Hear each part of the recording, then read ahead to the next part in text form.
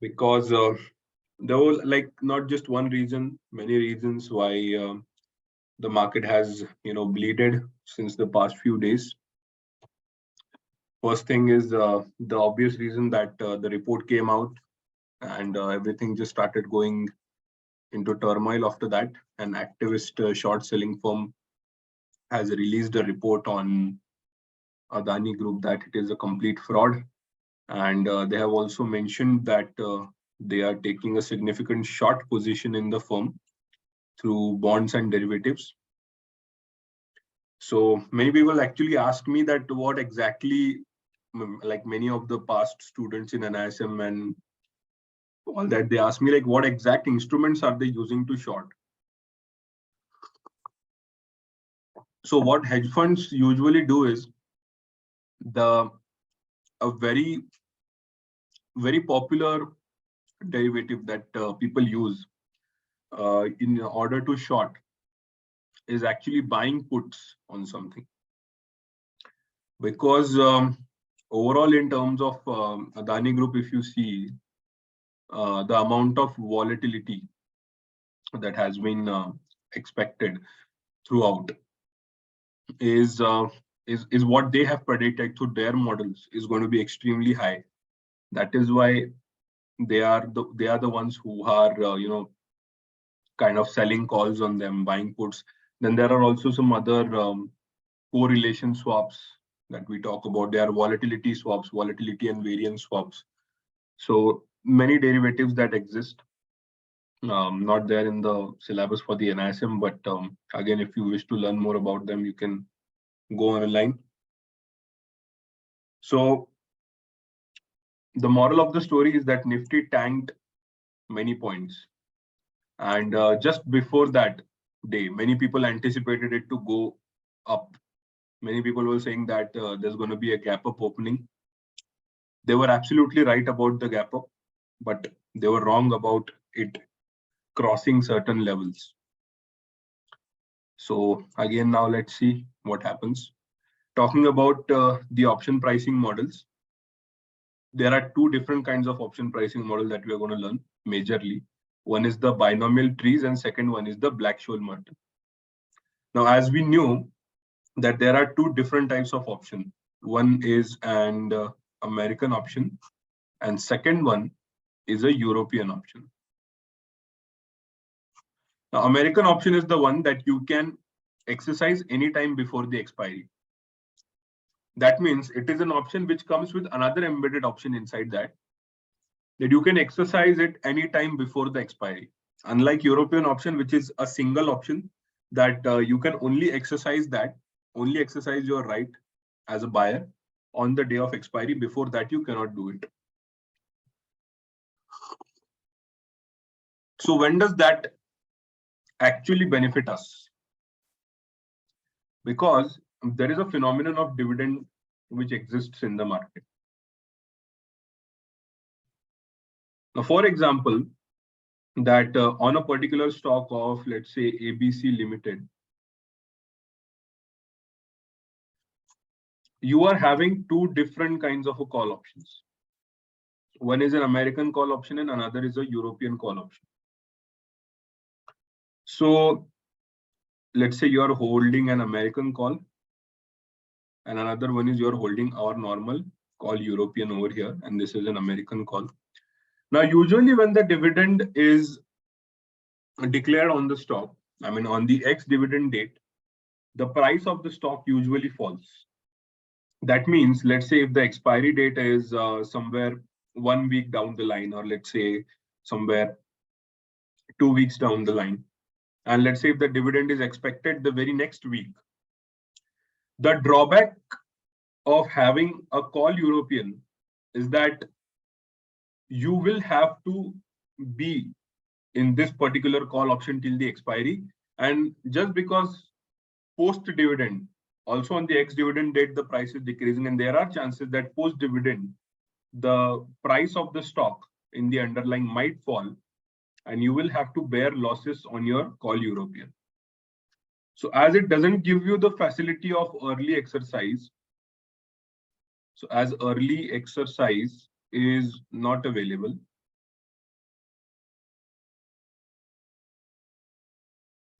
you can face huge, like not huge amount, but yeah, you can face good amount of losses on this particular position. When I talk about American call, as it comes with an embedded option that you can exercise early, let's say if I'm getting a certain dividend on, let's say today is 28th of January, let's say I'm getting dividend on 6th of February. So before that, on maybe on the 4th of February, or maybe on the 3rd of February, what I can do is I can simply exercise my option on this particular date, and whatever the benefit which I have incurred till now, I can exploit that. So that is why American call option gives you that particular benefit. Now the question comes in that when this dividend is not going to be given by the company, let's say the dividend scenario doesn't exist, and both the options you can hold till the expiry, then without this particular dividend scenario, tell me, like think and tell, is it optimal to exercise the American call option early if dividend is not there? What do you think?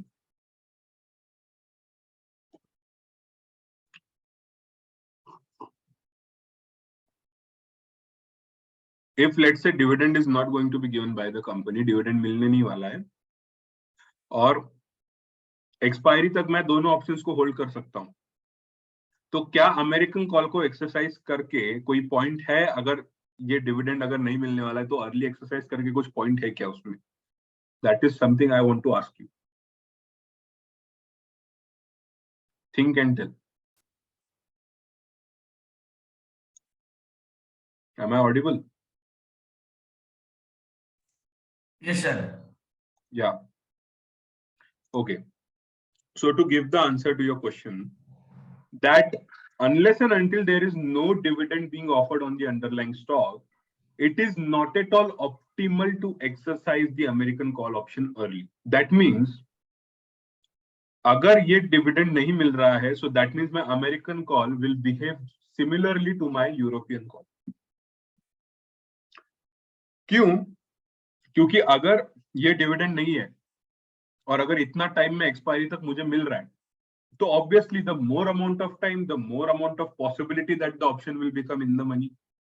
So definitely till that date I will hold. Even if I'm currently profitable and I can exercise and exploit that profit, there is still chances of getting more profit, which I can lose if I exercise early. So that is why without the dividend scenario, it is not optimal to exercise the American call option on the early basis. That is why on a normal scenario without the dividend, the American call will behave similarly to the European call. And that is why without dividend, we optimally use the Black-Scholes-Merton option pricing model.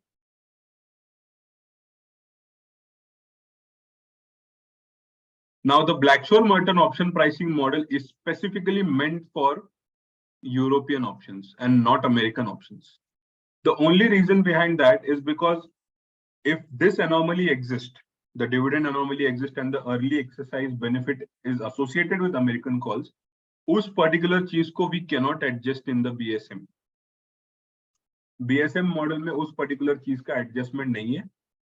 That is why this model is only comfortable with pricing European option. On the other hand, when we talk about the binomial pricing model, it is suitable for both European as well as American options.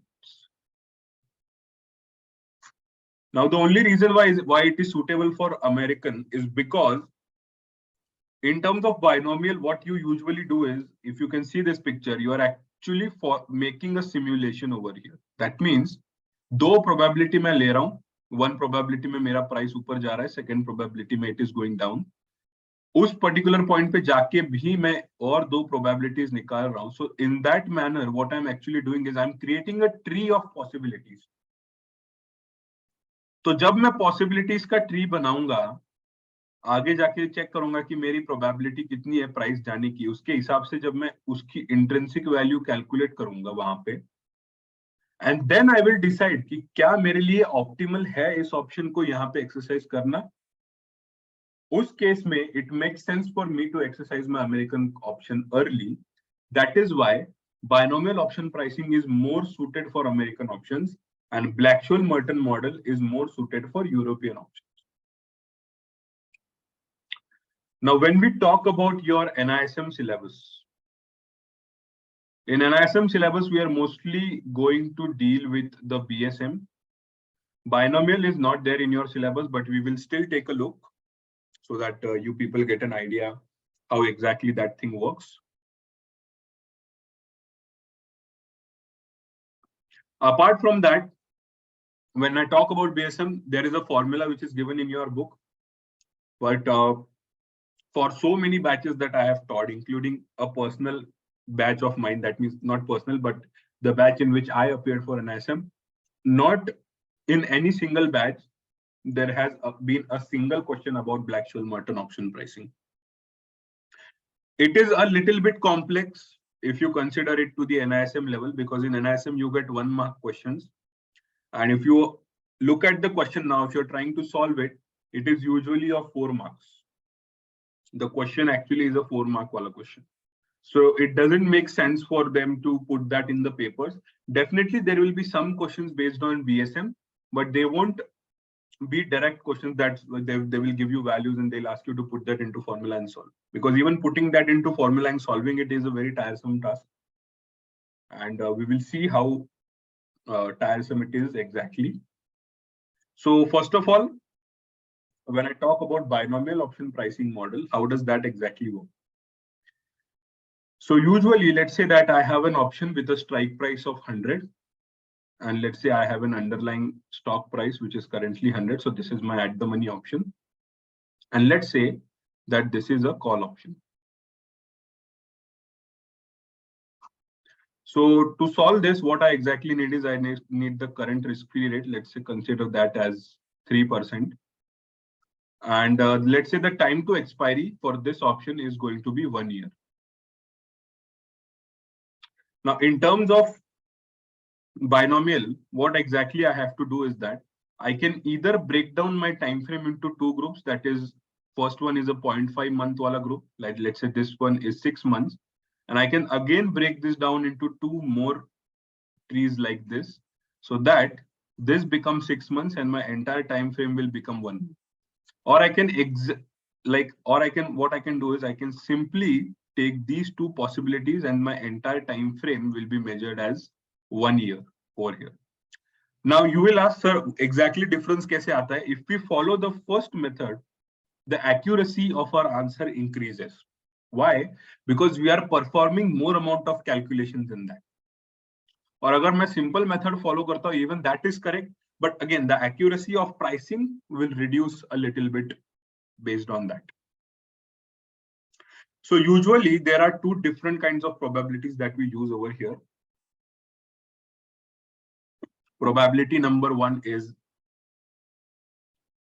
the risk neutral probability. And the second one is a real world probability. Now, real world probability is the one which we actually encounter on a practical basis. अगर मैं practically सोचूं तो मेरे real world में मेरे stock की ऊपर जाने की या नीचे जाने की जो probability है, वो मेरी real world probability है. And second case में जब मैं risk neutral probability की बात करता हूं, तो risk neutral probability is the one which doesn't take into account the real world factors.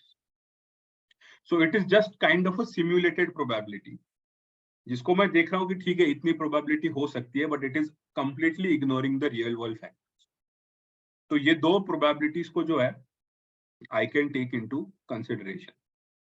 Now there are 2 important things that you need to understand. One is the up factor, that is U, and another is the down factor. Remember one thing, I'm just showing this for your understanding. This is not there in your NISM syllabus. If you go for CFA or FRM exams, definitely you will deal with this. So let's say up factor over here is 1.1 and down factor usually is 1 by u. So let's do it. 1 upon 1.1 is usually 0.9 something. Yeah, so it is 0.9.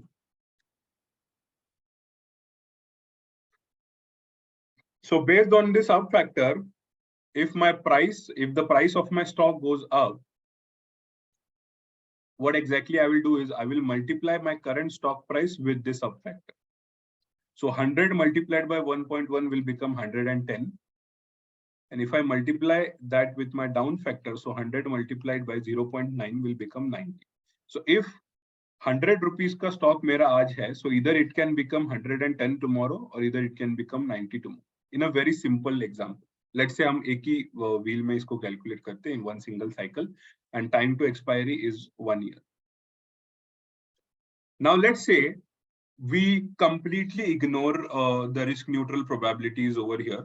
That is what we do it on a usual basis. And let's consider that there is a 50% probability that the price can go to 110 and there is again a 50% probability that the price can go to 90.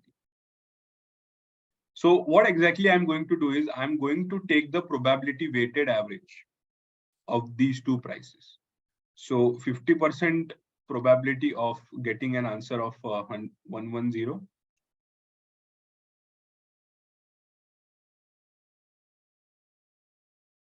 plus 50% probability of getting an answer of 90. So if you calculate this, what exactly do you get?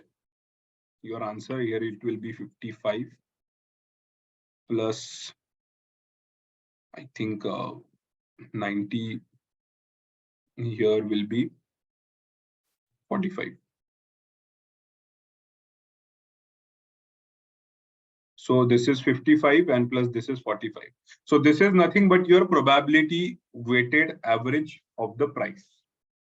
Now that we have calculated this up factor and down factor, we also have to calculate the intrinsic value at these points. So if I am considering this as a call option, so call option ka intrinsic value is max of ST minus X or 0. So the strike price is 100. What I have considered ST here is 110. So my intrinsic value becomes 10 over here. Here my intrinsic value becomes 0. Now that I have done it for the price, I have to again do it for the intrinsic value. So intrinsic value means there is a 50% probability that my intrinsic value will be 10. And again, there is 50% probability that my intrinsic value will be 0. So this entire value becomes 0. We can cut it out. And 50% of 10 becomes 5.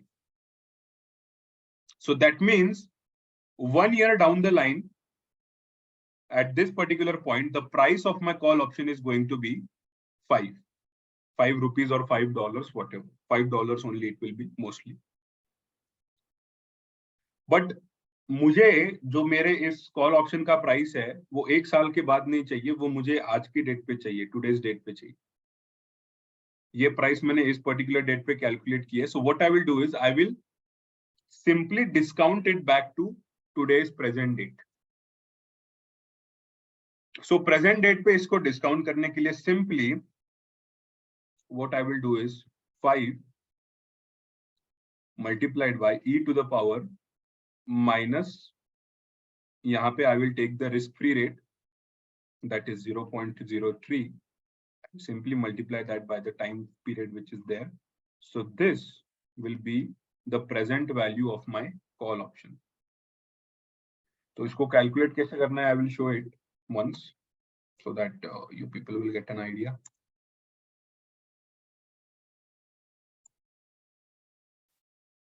Yeah. So can you see the calculator on my screen now? So usually to solve such kind of problems, you either use a scientific one or you use financial one. Financial one becomes more easy because it is the calculator which is allowed for your FRM or CFA examinations. You cannot use the scientific calculator over there. So let's say I have taken 0.03. I will change the sign over here. So that becomes plus minus. Then I will click on second and I will click on e to the power x. So second e to the power x, I get this particular answer and I simply multiply that by 5 and I get 4.85. So the price of my call option is going to be 4.85 as of today. Now, similarly, I can follow a similar process for the put option as well, or I can simply use this particular formula which is given to you over here. That is called as a put call parity. Now, put call parity is what? Put call parity gives you the relation between the put prices and call prices at one particular point of time for one particular strike price. So what does the formula say? Is that the price of my put option plus the price of stock is equal to the price of my call option plus strike price e to the power minus RT. That means the present value of my strike price. So this is the relation of put call parity. So if you have one particular price of, let's say, call or put, from based on that, you can calculate the price of another. And this is a very good relationship. And if this relationship doesn't hold true, let's say if this is not equal to this, then arbitrage opportunity exists.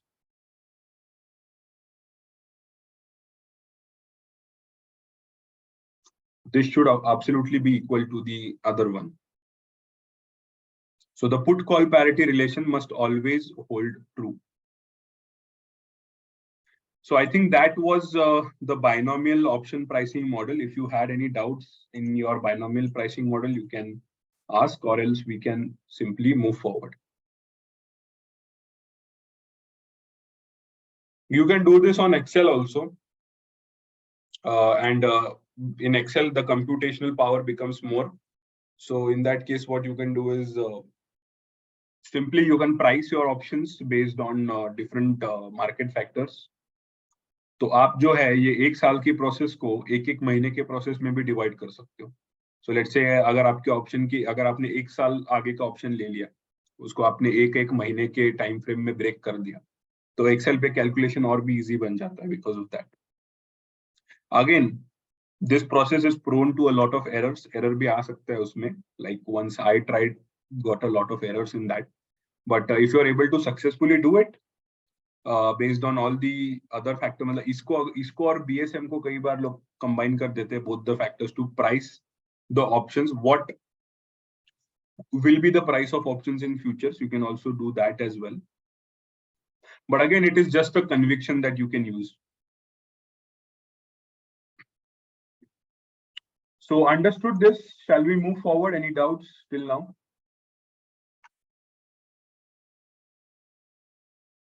If no doubts, then maybe you can go for. Yes. Others? Abhinav, Parag, Rachit, Varshini. Okay, fine. You people are able to understand everything, right? मतलब कुछ ऐसा extra तो नहीं हो रहा है.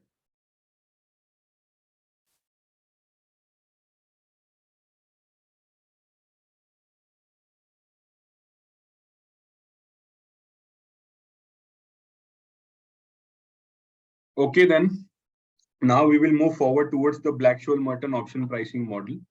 So the Black-Scholes-Merton option pricing model comes with a lot of assumptions. The assumptions that we can also use to simulate the option prices using the Brownian motion or the stock prices. So the assumptions are very general, which some of them actually make sense, some of them actually don't make sense. So you can actually just take a look and tell whether it makes sense for you or not. So Black-Scholes-Merton option pricing model was developed by 3 different mathematicians. Obviously, Black, Scholes, and Merton are their names. So let's not dive into history. And the base assumptions for this particular pricing model is that they tell us the prices of the securities in the market. So the prices of the securities that we actually trade in, that we usually trade in, follow a log normal distribution. तो वो जो है एक log normal distribution को follow करते हैं. Log normal distribution is a type of distribution that never takes any negative value. So the distribution is like this. So if I take the returns of Nifty, not the returns of Nifty, let's say if I take the prices of Nifty for one particular year and daily prices of Nifty, let's say, and if I'm plotting it on a graph like this, then the graph will be somewhat like this, or like this. Matlab, it will follow, not exactly, it will follow this kind of a curve, but it will somehow resonate with this particular curve. Now, what does this mean is that the maximum data will be around over here. So maximum data, the median of your data will be at this particular point. The mean will be somewhere around this particular point. मतलब जो maximum आपके data points होंगे वो इस particular point पे आएंगे. There will be very rare occasions where the points will go to extreme right over here. That means extremely high points. And there will also be rare occasions where the prices will go to extreme left points. But the gist of your log normal distribution is that it tells you that it can never take a negative value. Why? Because the price of a security can never be negative. The minimum it can be is zero. या तो वो zero हो सकता है, नहीं तो वो zero से ज़्यादा कितना भी हो सकता है. जो security का price है वो कभी negative नहीं जाए. So this forms a basic assumption. The price of the security will follow a log normal distribution, and the returns on the security will follow a normal distribution. So normal distribution is the one which is like this.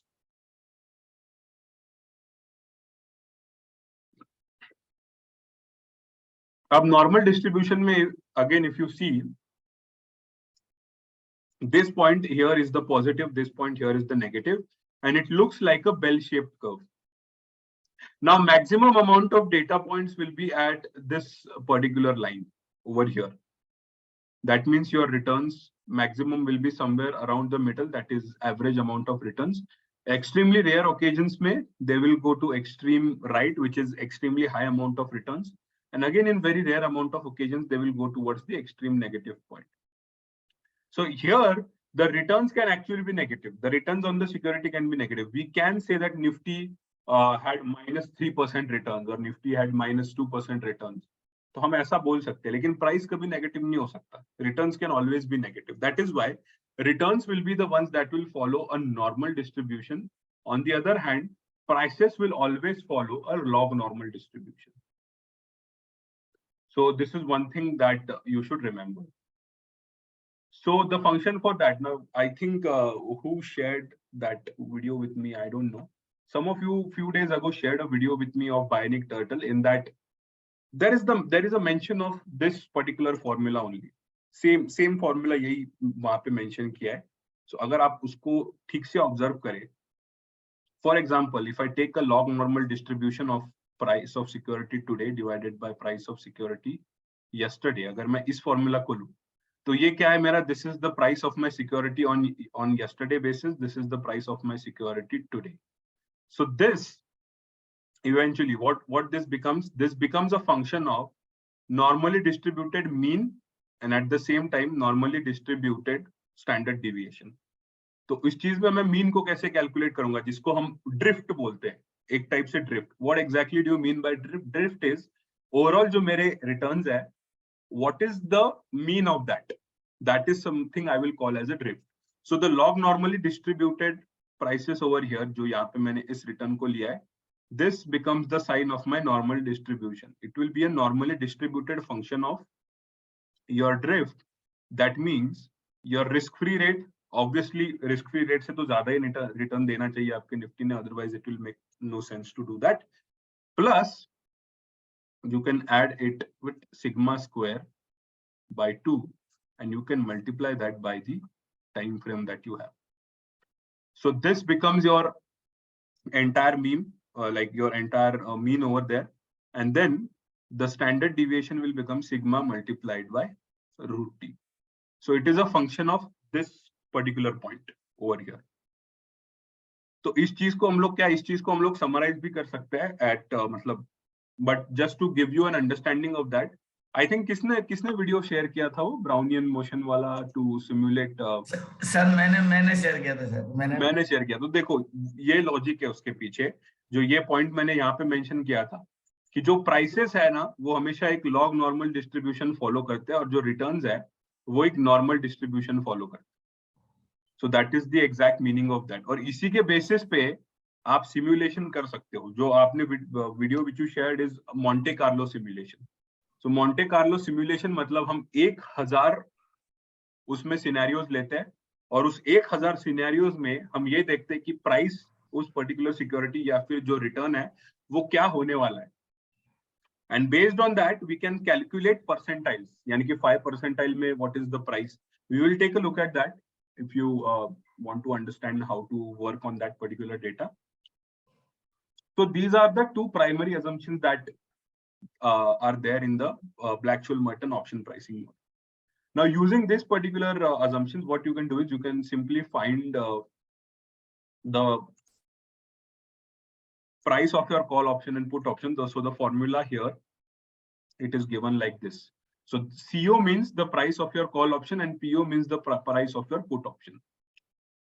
So the price of call option is equal to your spot price multiplied by normally distributed D1, and D1 minus X is your strike price exponential to the power minus R. Now this RCF is nothing but your risk-free rate multiplied by T into normally distributed D2. So D1 here, so this D1 is a different formula now. So ये D1 का जो formula है वो यहाँ से आता है. So D1 is log normal S0 by X plus your risk-free rate plus sigma square by 2 into T divided by sigma into root T. And D2 is your D1 minus sigma multiplied by root T. So if you देखो no, इसको formula को रटने की कोई जरूरत नहीं है, and वैसे भी एग्जाम में इसके बेसिस पे क्वेश्चन नहीं आएगा। सो इतना बड़ा फॉर्मूला देख के मोस्टली पीपल आस्क की व्हाट आर वी डूइंग। तो यूजुअली जब मैं कॉल की बात करता हूँ, it is usually S0 multiplied by ND1। मुझे भी ठीक से याद नहीं, मुझे भी देख के लिखना पड़ता है, minus X e to the power minus R into T, because this is a kind of formula that you cannot easily remember just like that. ND2. Okay, so this becomes your call option wala price, and put option के case में you simply need to reverse this over here. So simply reverse का meaning होता है X e to the power minus RT into 1 minus ND2. तो ये वाला part यहाँ पे मैं लेके आया, अभी इसमें मैं वापस से माइनस कर सकता हूँ यहाँ पे S0 into 1 minus ND1 like this. तो सिंपली दोनों चीजों को क्या कर दिया है, इसको यहाँ से यहाँ से यहाँ रिवर्स कर दिया है। और इतना भी अगर आपने कॉल का भी प्राइस फाइंड कर लिया या फिर पुट का भी पर्टिकुलरली प्राइस फाइंड कर लिया, तो आप पुट कॉल पैरिटी से हमेशा एक दूसरे का प्राइस वहां से कैलकुलेट कर सकते हो। तो this is the price for your call and this is the price for your. अगर D1 की मैं बात करूं, सो D1 is a factor which is your log normal of S0 by X. This is your stock price, this is X.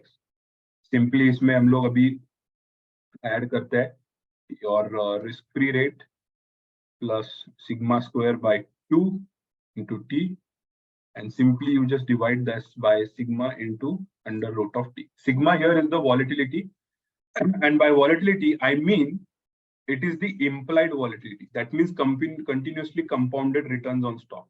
So अगर मैं इसको देखूं, ये क्या है, this is LN, this is ST minus 1.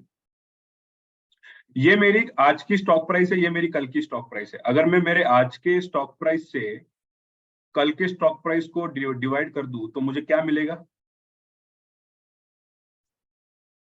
Let's say आज Nifty 17,500 है और कल निफ्टी 17,400 था, तो अगर मैं इसको कैलकुलेट करूंगा तो मुझे क्या मिलेगा?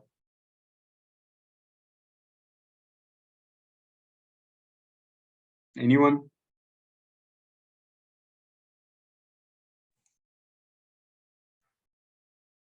किसी भी सिक्योरिटी के आज के प्राइस से, ठीक है, आज के प्राइस को न्यूमरेटर में रख के और कल की प्राइस को डिनोमिनेटर में रख के अगर मैं डिवाइड करूंगा तो जो नंबर मेरे को मिलेगा, जो परसेंटेज नंबर मेरे को मिलेगा, उसको मैं क्या बोलूंगा?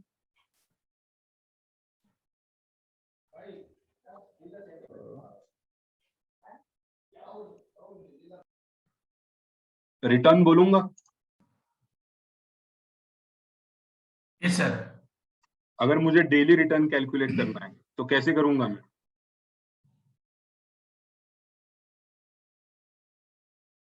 तो ये जो इसके बाहर मैंने जो ये लॉग नॉर्मल लगाया है यहाँ पे, what does this mean? This log normal मैंने इसीलिए लगाया ताकि इसमें कोई नेगेटिव वैल्यू नहीं आनी चाहिए। So continuously compounded returns on stock, yesterday's price मतलब today's price divided by yesterday's price, and this is a continuous compoundation of that. मतलब जो रिटर्न है मेरे, वो कंटिन्यूअस बेसिस पे मैं कंपाउंड करते जा रहा।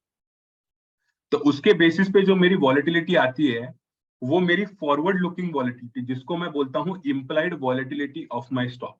Implied volatility is usually a forward looking volatility, मतलब आगे कितनी वॉलेटिलिटी हो सकती है, दैट इज, ये मुझे कौन बता रहा है? ये मुझे इम्प्लाइड वॉलेटिलिटी बता रही। और जब मैं ऑप्शन के केस में बात करता हूं, so implied volatility is different for different strike prices. Strike price के हिसाब से वो चेंज होती जाती है, and based on that what I can tell is whether the premium is going to be high or the premium is going to be low on this particular strike price. तो ये मेरा D1 हो गया। और अगर मैं D2 की बात करूं तो D2 is simply D1 minus sigma into root T। तो ये फॉर्मूला है, इसको कोई ज्यादा याद रखने की जरूरत नहीं। यहाँ पे एक पर्टिकुलर प्रॉब्लम है, इसको सॉल्व करके देखते हैं, then you will get a better understanding.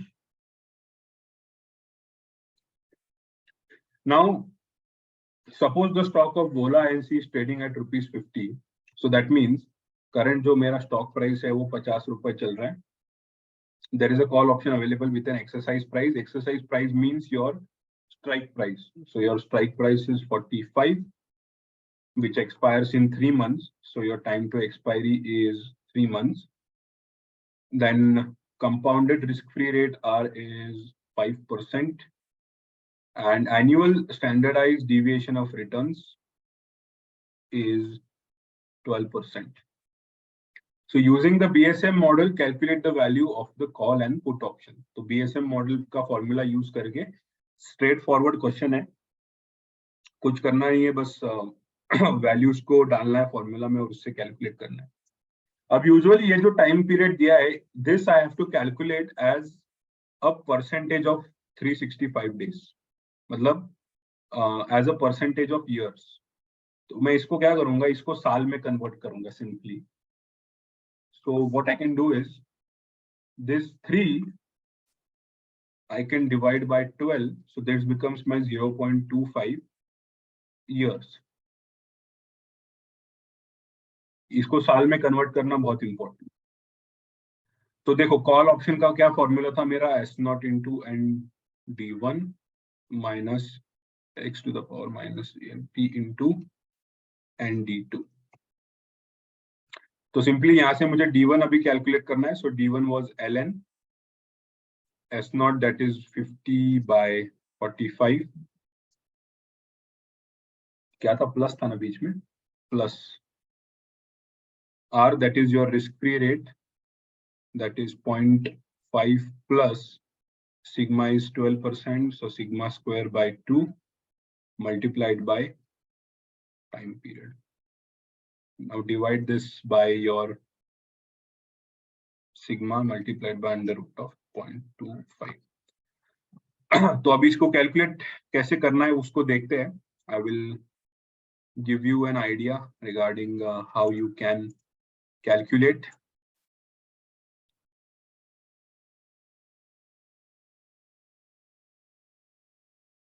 सो ब्लैक-स्वान-मर्टन के एप्लीकेशंस बहुत ज्यादा है, आप उसको रियल ट्रेडिंग में भी यूज कर सकते हो for implied volatility, for you can use it for this thing also. Price forecasting के लिए भी बहुत ज्यादा यूज हो सकता है. So it is a really useful formula. I mean, many times we do use it to calculate many IB ranks, IB scores. So you can always use this particular formula. So simply क्या करना है, calculate करना है. तो what we'll do is, first of all, we'll take 0.12 का square. Then we'll divide this by 2. Then we'll add 0.5 to it. Now this is the value of this particular bracket. Simply multiply that by 0.25. So that gives you 0.0143. This is 0.0143 over here.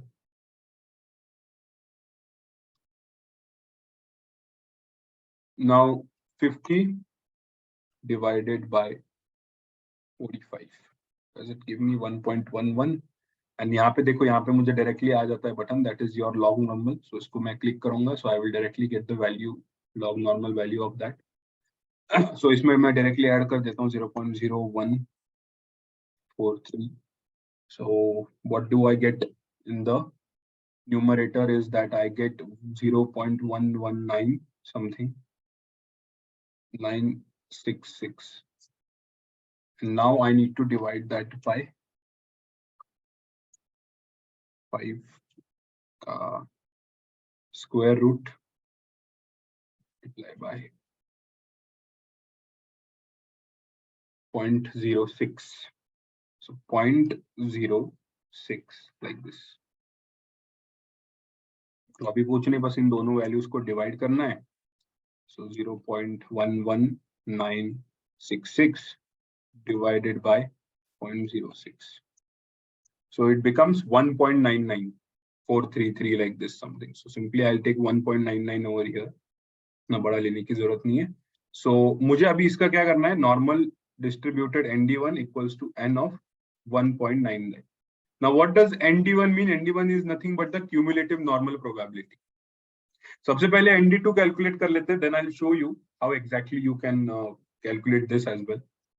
तो यहाँ पे अगर आपने डाला let's say ND2, sorry D2 पहले calculate करना है. So D2 is nothing but your D1. D1 is 1.99 minus sigma is root T is 0.06. तो इसको करने से what do you get?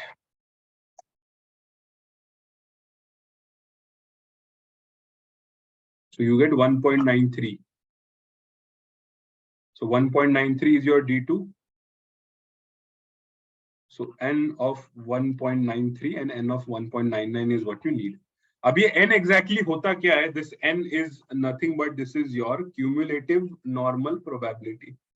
Now cumulative normal probability exactly क्या बता रहा है वो मैं बताता हूँ आपको. ये जैसे कि नॉर्मल डिस्ट्रीब्यूशन हमने देखा था, रिटर्न्स नॉर्मल डिस्ट्रीब्यूशन फॉलो करते हैं. तो एक Z टेबल करके आता है. उस Z टेबल में all you have to do is you have to find the values for that. तो वो values कैसे find करने हैं, that I will show it to you. Just a second.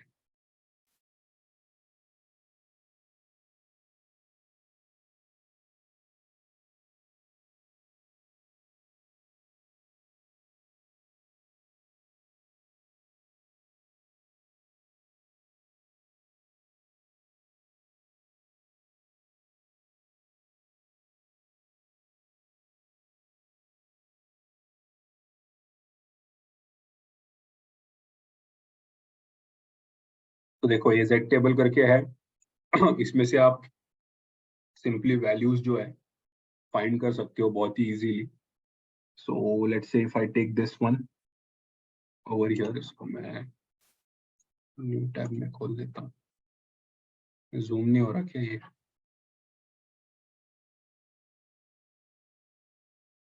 So this is nothing but the probability of normal distribution in the left tail.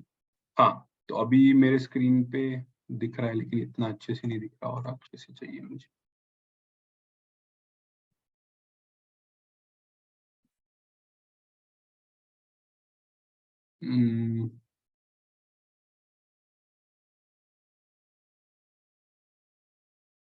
कोई भी अच्छा clear दिखने वाला टेबल है ही नहीं क्या इसमें?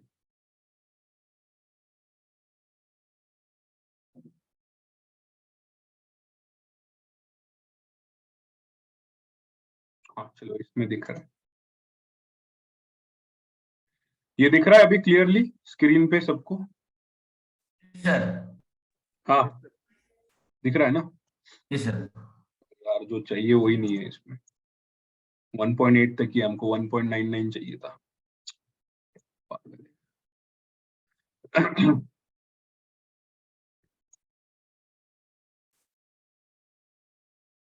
सब काट कूट के डाला है इसमें, एक सेकंड।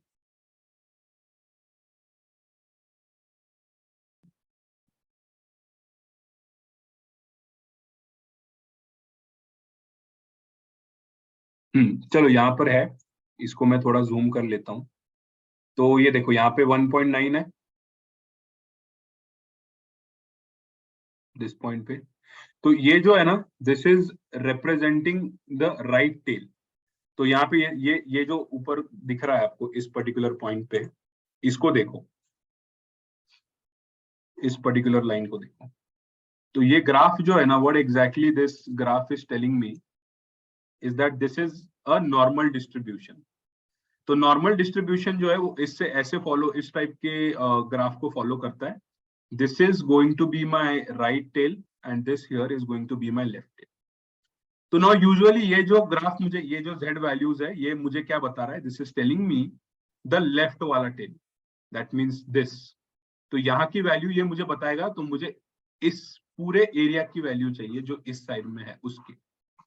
तो मैं क्या कर सकता हूँ, सिंपली इसको 1 माइनस ये वैल्यू ले सकता हूँ। एक तो आपको डायरेक्टली भी मिल जाएगा, लेकिन देखो यहाँ पे वैल्यूज छोटी है, इसका मतलब है कि इन्होंने दे भी रखा है कि ये इस साइड की वैल्यूज है, ये जो ग्रे शेडेड रीजन है।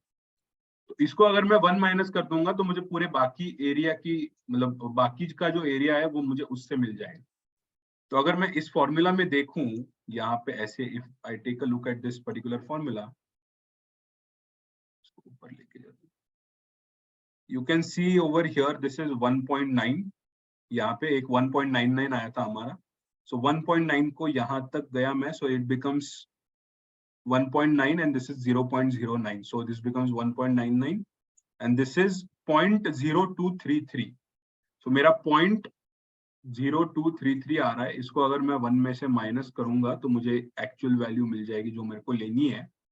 सो करो इसको जल्दी से, 1 माइनस 0.0233,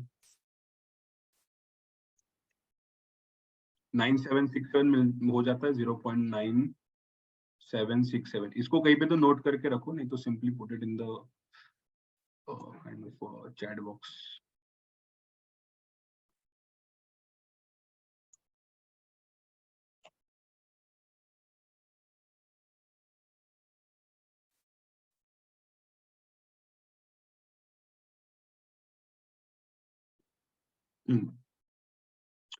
अभी मुझे 10 पॉइंट कौन सा चाहिए, और एक मुझे चाहिए 1.93 भी चाहिए।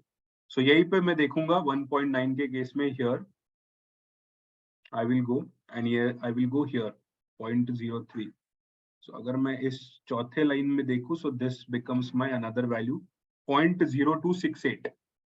So again if I do 1 minus 0.0268, what exactly do I get?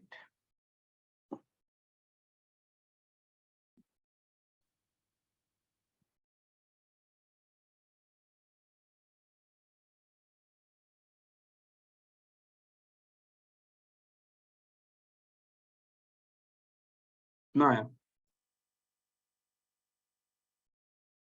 9732 आता है। 9732, 0.9732। So this becomes 0.9732। so एक हो गया मेरा 0.9767, एक हो गया मेरा 0.9732। तो अगर मैं सिंपली यहाँ पे जाके देखूं तो मेरा n 1.99 कितना है, 0.9767, और मेरा n 1.93 आया 0.9732। अभी इसको इतना टेबल से भी देख सकते हो, ये वैल्यू एक्सेल पे डायरेक्टली मिल जाता है आपको। तो एक्सेल में जाओगे, simply equal to norm S inverse अगर डालोगे वहां पे अगर इस z वैल्यू को पुट करोगे तो डायरेक्टली उसमें वैल्यू आपको मिल जाएगा। इतना ज्यादा ये करने की भी जरूरत नहीं पड़ेगी आपको। बट एग्जाम में यूजुअली एक्सेल नहीं मिलता है, टेबल ही होता है, सो टेबल से ही देखना पड़ता है। रियल लाइफ सिनेरियो में टेबल की कोई जरूरत नहीं है, एक्सेल को यूज करके डायरेक्टली भी आप कर सकते हो उसको फाइंड। तो अभी ND1 मिल गया, तो सिंपली उसको यहाँ पे इस फॉर्मूला में पुट करके you can find the price of your call and put. तो सिंपली अगर मैं ले लूं इसको यहाँ पे S0 multiplied by my ND1, so how much is my ND1 is 0.9767 plus था कि माइनस था, बीच में माइनस था, माइनस। सो S0 कितना था, S0 was 50 minus x e to the power minus RT, so x is 45 e to the power minus risk free rate, that is 0.05,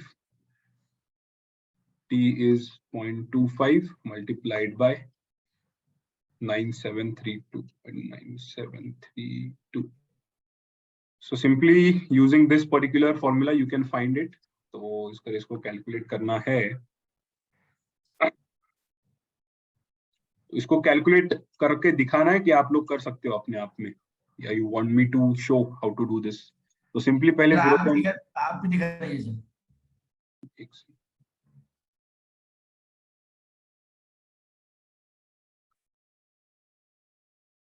0.9767, simply multiply that by 50, so you get 48.83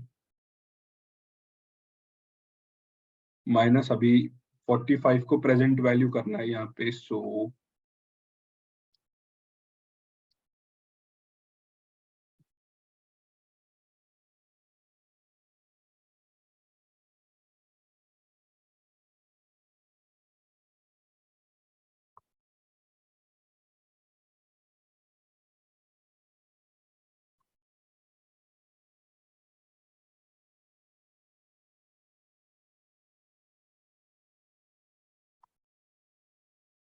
तो 43.24, so 43.24 में से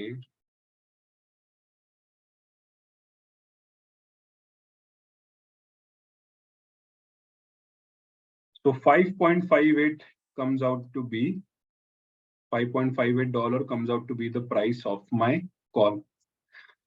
अभी इतना सब कुछ करके आप फिर से पुट का कैलकुलेट कर सकते हो, नहीं तो सिंपली इस फॉर्मूला में डाल सकते हो।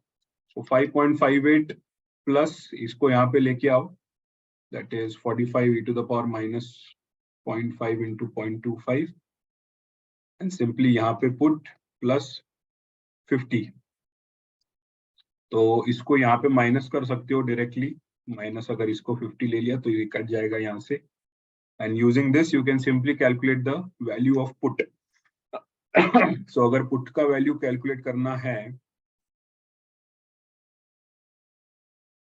so what I can do is I can simply just calculate. तो देखो ये एक्सपोनेंशियल वाले को कैसे सॉल्व करते हैं, सबसे पहले ऊपर की वैल्यू निकाल, 0.23 मल्टीप्लाइड बाय 0.05 आ गया, यहाँ पे मैंने साइन चेंज कर लिया, second e to the power x, यहाँ पे ये आ गया, multiply that bye 45, simply you get this, add 5.58 to it, and then subtract that by 50, so 0.65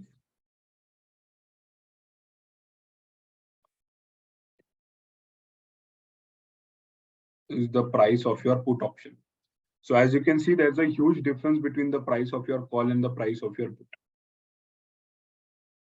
मतलब कॉल हमारा बहुत ही ज्यादा एक्सपेंसिव है at this particular point. Why is it expensive? Because as you can see, your stock price is currently more than your strike price, that is 50 is greater than 45. So that is why call will be much more expensive than your put, because in the money hai, and put here is currently out of the money. And that is why put जो है वो relatively cheaper है call से. So using this Black-Scholes-Merton option pricing model, you can simply, what you can do is you can calculate the price of your call and you can also calculate the price of your put at the same time. Now, इसमें जो volatility जाती है, that volatility is nothing but it is your implied volatility. तो आप क्या कर सकते हो, सिंपली implied volatility को भी using this particular formula आप उसको कैलकुलेट कर सकते हो. तो implied volatility को कैलकुलेट करना is not that difficult. All you should know is what kind of formula to use. मेरे पास इसका sheet है which I use regularly. Let me show that to you once.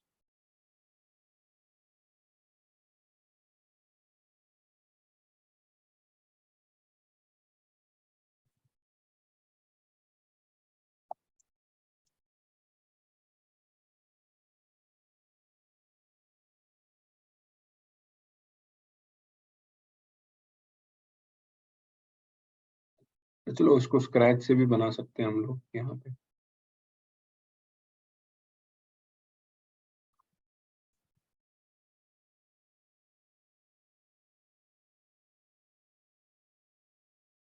पूरा बनाओ.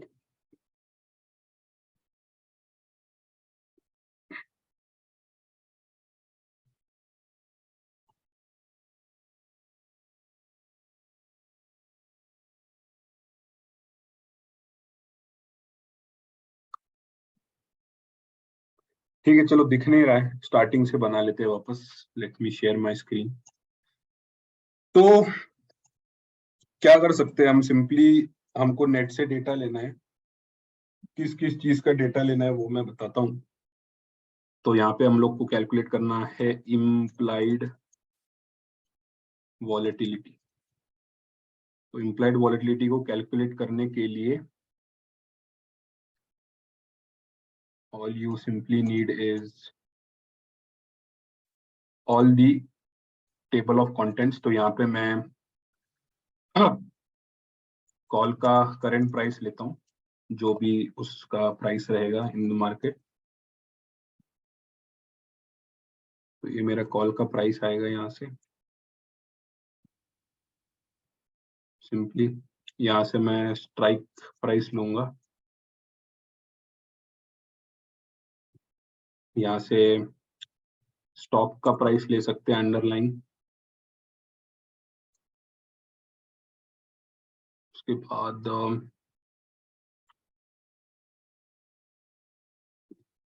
वेरिएंस लगेगा, volatility लगेगा फिलहाल जो है उसमें. अपार्ट फ्रॉम दैट एक रिस्क फ्री रेट लगेगा, government rate for a proxy. आज मुझे लगता है मार्केट क्लोज है, इतना करेक्ट एस्टिमेट आएगा कि नहीं आएगा I don't exactly know, but we can try to calculate that. और क्या चाहिए, टाइम लगेगा, टाइम टू एक्सपायरी. तो टाइम टू एक्सपायरी के लिए I need a today function over here.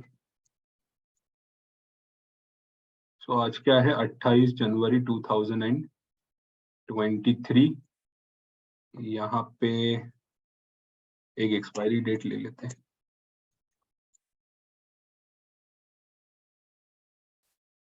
कब है अभी, मुझे लगता है वीकली एक्सपायरी कब है अभी, 28 है ना आज. अगले वीक की expiry is on 2nd Feb. In Feb.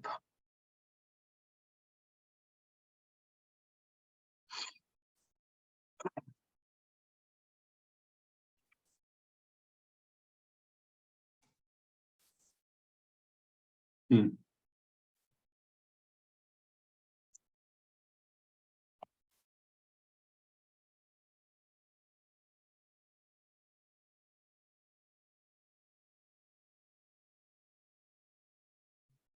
5 दिन है अभी भी, 5 ही दिन आते हैं ना 2nd फेब तक. दिन को कैलकुलेट किया तो कितना आता है, टुडे इज 28, 1 2 3 4 5, 5 ही दिन है। तो टाइम मेरा हो जाएगा 5 दिन, लेकिन इस 5 को जो है, एक साल में कितने होते हैं ट्रेडिंग डेज इंडिया में? 252 है या 250 है? 250 लेते हैं प्रॉक्सी, 252 ले लेते हैं प्रॉक्सी। 252 सर। तो 252 का प्रॉक्सी ले सकते हैं यहाँ पे टाइम। तो कोई भी स्ट्राइक प्राइस लेते हैं अभी। Let's pull the data from the web directly. तो यहाँ पे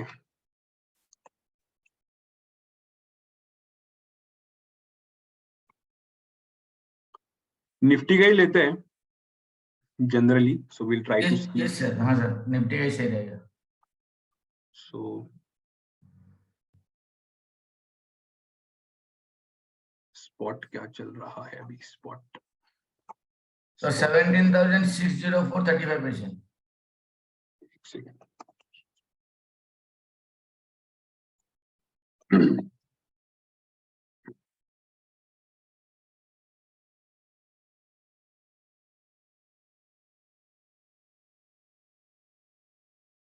एक्चुअली क्या होता है ना, इसमें जो प्रॉक्सी लेना पड़ता है वो निफ्टी नहीं लेना पड़ता, निफ्टी फ्यूचर्स लेना पड़ता है। That is why. हाँ, क्योंकि अंडरलाइन क्या है? अंडरलाइन निफ्टी फ्यूचर्स है ना। हाँ 17694 सो 17695 लेते हैं।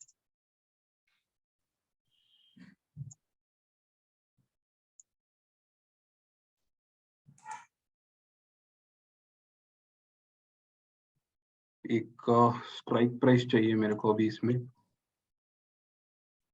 चलो यही ले लेते हैं, एट द मनी वाली 17600, 17650 लेते हैं। चलो 7650।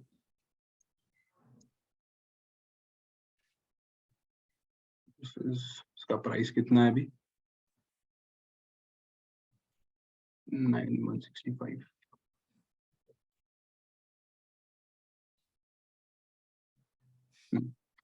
रिस्क फ्री रेट के लिए प्रॉक्सी ले सकते हो। गवर्नमेंट बॉन्ड यील्ड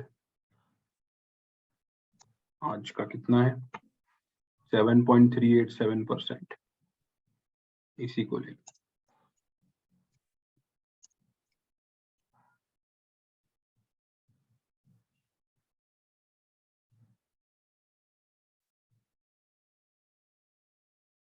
अभी वेरिएंस चाहिए मेरे को निफ्टी पे, और जो ये वॉलेटिलिटी रहेगा मेरा, that will be nothing but my square root of this number, that is variance. अब वेरिएंस एक तो लॉन्ग रन का भी ले सकते हैं, नहीं तो शॉर्ट रन का भी ले सकते हैं। अभी वेरिएंस लेने के लिए मुझे प्रॉक्सी लेना पड़ेगा उसको, वेरिएंस का। लास्ट टाइम क्या लिया था मेरे को याद नहीं है। चलो डाल के देखते हैं डायरेक्टली।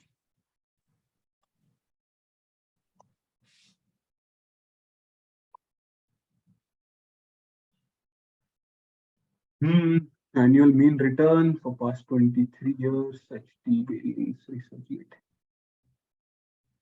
एक्चुअली एक गार्च करके होता है, जनरल ऑटो रिग्रेसिव कंडीशनल हेटेरोस्केडास्टिसिटी, जिससे हम लोग वॉलेटिलिटी को फोरकास्ट कर सकते हैं। अभी वो एक पूरा अलग कैलकुलेशन है जिससे वो वेरिएंस निकल के आता है। अभी उसको इतना करते बैठेंगे तो बहुत टाइम लगेगा, but that is again a good method. लेकिन उसमें मुझे क्या है ना, एक एक वेट आपको समझाना पड़ेगा कि ये वेट है इसमें, और करने जाओ वैसे करने कर तो सकते ही हो आप, उसमें ऐसा कुछ ये नहीं है, बट बोरिंग हो जाएगा वो थोड़ा बहुत आपके लिए। अच्छा चलो कुछ कंसिडर कर लेते हैं, कुछ प्रॉक्सी ले लेते हैं। चलो एक साल का variance let's consider that to be around 20%।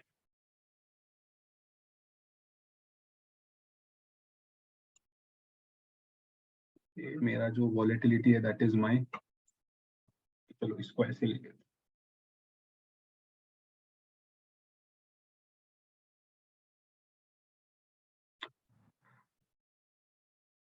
तो नाउ मुझे क्या यूज करना है इसमें? मुझे अभी इसमें बीएसएम के अजम्पशंस यूज करके सबसे पहले मेरे को D1 कैलकुलेट करना है। सो D1 को कैलकुलेट करने के लिए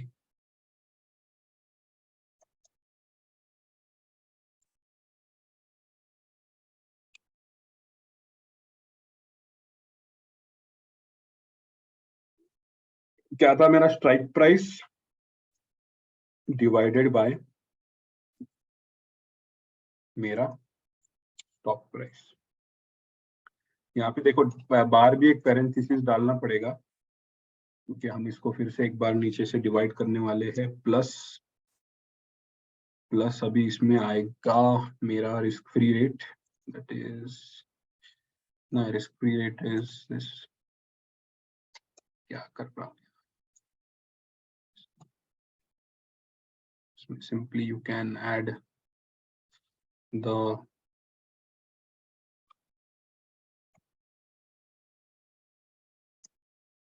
चलो डायरेक्टली ले लेते हैं। यहाँ पे ये वॉलेटिलिटी है, इसका चाहिए square,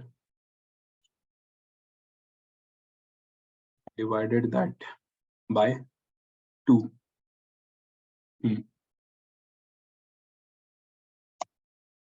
Then I will close this bracket, multiply that by time to expiry, which is this. Okay, ये हो गया। Now divide this by, sir ये वोलेटिलिटी में 2 क्यों लिया सर? कहाँ पे? वोलेटिलिटी डिवाइडेड बाय 2, ये जो सिग्मा स्क्वायर बाय 2 है ना फॉर्मूला अच्छा में। अच्छा, ओके। फॉर्मूला में क्या है, सिग्मा स्क्वायर बाय 2 ही आता है। तो ये हो गया, इसको अभी डिवाइड कर देते हैं वॉलेटिलिटी से, sigma multiplied by SQRT square root of time.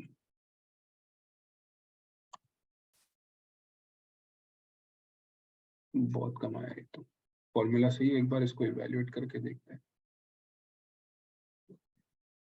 चलो यूज कर लेते, कोई इशू नहीं। चलो इसमें D2 निकालो अभी। D2 is nothing but D1 minus sigma multiplied by S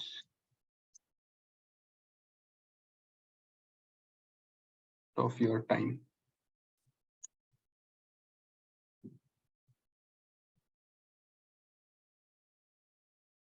अभी यहाँ पे मेरे को क्या चाहिए, ND1 चाहिए, यहाँ पे मेरे को ND2 चाहिए।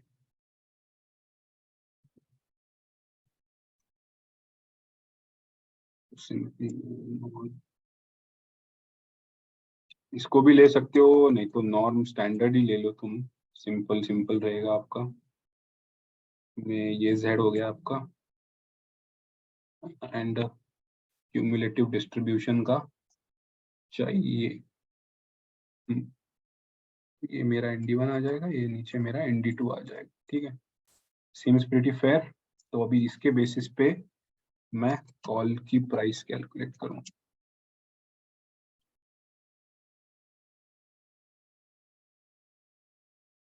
So what is the call का price based on that?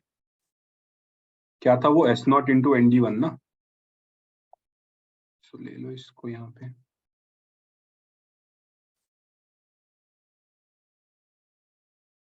ND1 minus, इसको स्ट्राइक को भी प्रेजेंट वैल्यू करना होगा।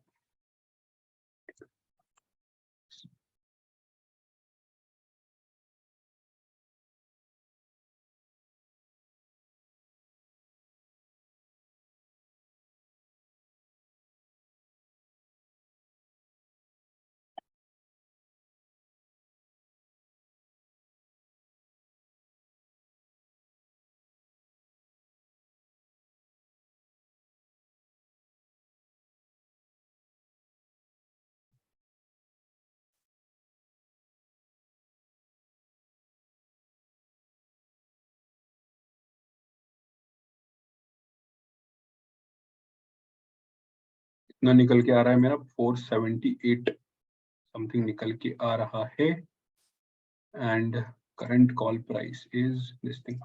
तो ये देखो कॉल प्राइस यूजिंग BSM ये आया, एक्चुअल मार्केट में कॉल प्राइस ये चल रहा है, मतलब ये वॉलेटिलिटी का एस्टिमेट मैंने यहाँ पे गलत लिया है।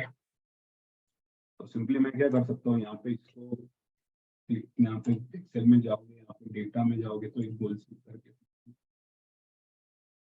व्हाट इफ एनालिसिस में जाओ, बुलसिक में जाओ, ये जो सेट करूंगा मैं सेल, फिर cell to value, current value क्या है इसकी 160 by changing the cell of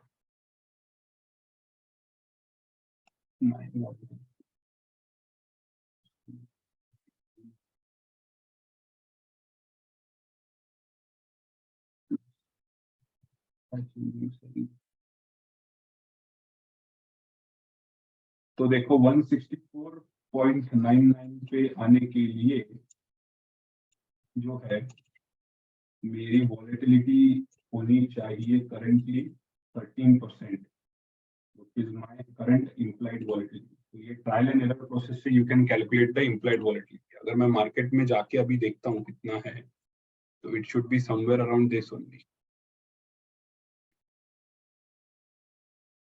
तो यहाँ पे कितना है, यहाँ पे यू हैव 19.33 समथिंग आ रहा है आपका इम्प्लाइड। तो देखो यहाँ पे ये जो 19.33 है आईवी, इसमें बहुत सारे एडजस्टमेंट्स किए हुए होते हैं based on this particular price. तो वो सारे एडजस्टमेंट हमने नहीं किए, हमने एक बहुत ही सिंपल रॉ कैलकुलेशन किया एकदम से, तो उसके वजह से हमारा 13 है, बट फिर भी इतना ज्यादा मतलब ये नहीं है डिफरेंट। अभी देखो उसमें रिस्क फ्री रेट का भी ये वो अलग से होता है, उसमें टाइम का भी अलग से होता है। So there are many different factors जो कि उसमें आते हैं। कहीं पे तो कैलकुलेशन में हमने ऊपर नीचे अजम्पशन ले लिया होगा, that is why we are getting a different answer, but this is how you should calculate that. And वैसे भी आज मार्केट क्लोज है, तो वो जो इम्प्लाइड, हाँ रहता है ना, वॉलेटिलिटी भी मूवमेंट होता रहता है। यस, मैं बोल रहा हूँ प्राइस और वॉलेटिलिटी भी मूवमेंट होते रहता है, तो एग्जैक्ट नहीं मिलेगा। हाँ प्राइस एग्जैक्ट तो नहीं मिलेगा, वही मैं बता रहा हूँ, एग्जैक्टली नहीं बराबर मिलेगा। बराबर। एंड देखो वो जो प्राइस है, आई थिंक ये जो वॉलेटिलिटी है ये भी चेंज नहीं हो रहा है, दैट इज बीइंग स्टैग्नेंट। तो आईवी जो है यहाँ पे, या you can see it is stagnant. तो I think this is what it was there on Friday. तो मतलब चेंज हो सकता है, भले ही मार्केट क्लोज है, but volatility keeps on changing. ये चीज आप ध्यान में रखो, और वहां पे वो कंटिन्यूअसली वो चीज अपडेट नहीं होता है। तो आप इस चीज को भी देख सकते हो। तो अभी विक्स का और इसका भी डिफरेंट है। VIX is another measure of showing implied volatility, जो मार्केट में हम लोग आगे जाके एक्सपेक्ट कर सकते हैं। So VIX is again another measure of doing so, but you can use this also. तो VIX I think कल का वो 17.32% समथिंग। ये तो बस मैंने एक ट्रायल एंड एरर बेसिस पे बता दिया कैसे करते। इसको आप पूरा स्केड्यूल बना के you can forecast it by using something which we call as GARCH.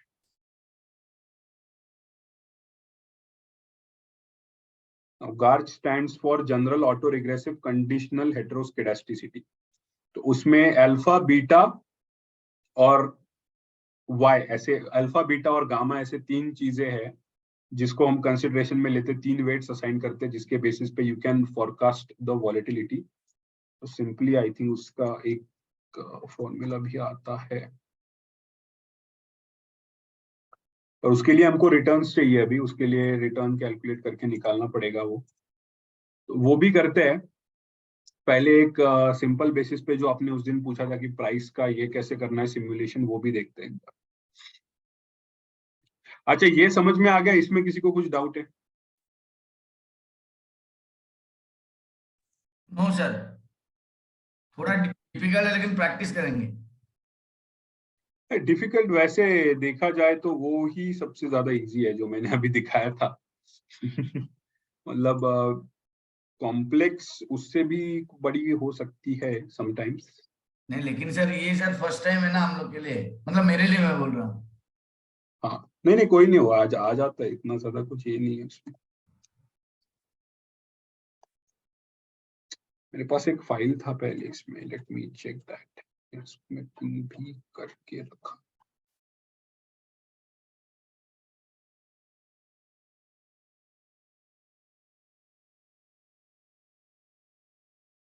हाँ ये था उसमें, ये रिलायंस का लिया था शायद से मैंने उस टाइम पे।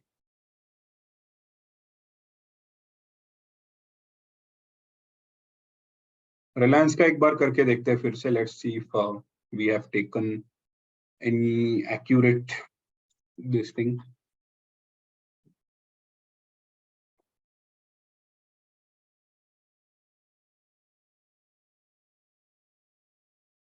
क्या है, सब लोग इस चीज में इंटरेस्ट नहीं लेते, दैट इज वाई कराए कि नहीं कराए, that is also another this thing question only. तो स्टॉक के केस में सही से ही ले सकते हैं क्योंकि एक्सपायरी का भी इतना ज्यादा कुछ ये नहीं होता है। करंटली प्राइस कितना चल रहा है अंडरलाइंग में, it is 2339 and let's consider a strike price of 2360. 2339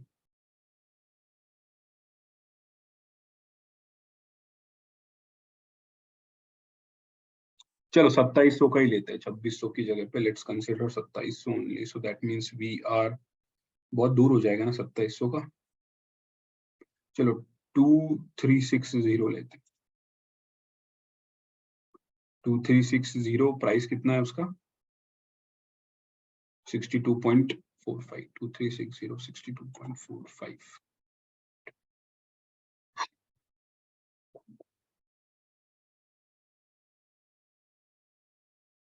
$62.45 ही था ना प्राइस, कितना था उसका 62.45।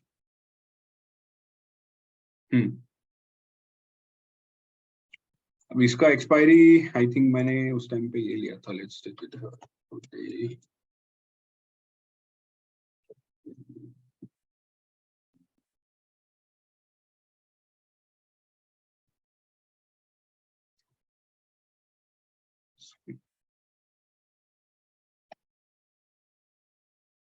ठीक है। आज 28/1/2023 है और इसकी एक्सपायरी की डेट कब है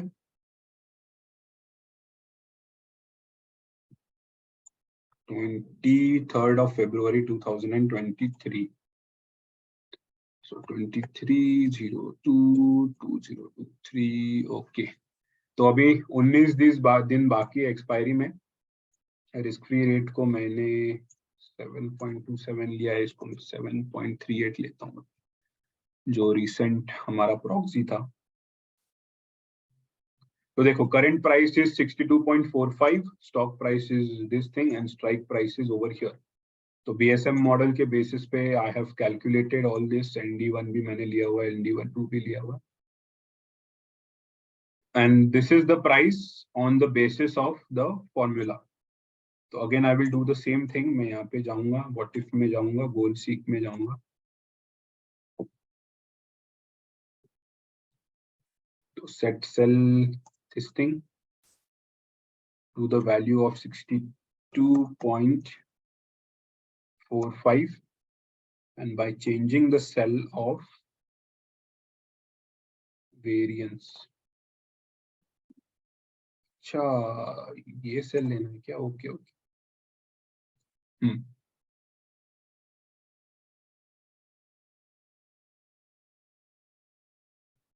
तो volatility is coming out to be 26.03 to get a price of 62.45। so check करते एक बार 26.03 है क्या, yeah see it is very close 25.30। actually problem क्या था, यहाँ पे मैंने इसको जो है ना इसको अज्यूम करना था वॉलेटिलिटी को और इसको ये करना था, एक सेकेंड इसको यहाँ पे 17% एंटर कर देता हूँ, we'll take this as QRT।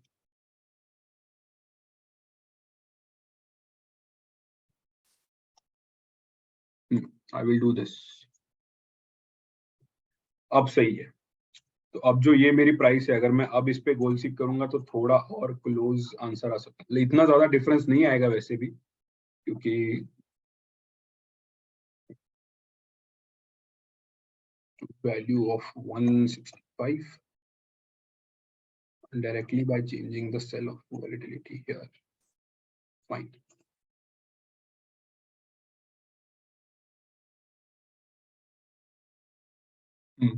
ज्यादा डिफरेंस नहीं आता है, उतना ही आता है 13%, मे बी आज के डेट पे शायद उतना होगा भी, सैटरडे के बेसिस पे we don't know exactly, but यहाँ पे इतना आ रहा है, यहाँ पे we are getting a little bit closer value of how much 60,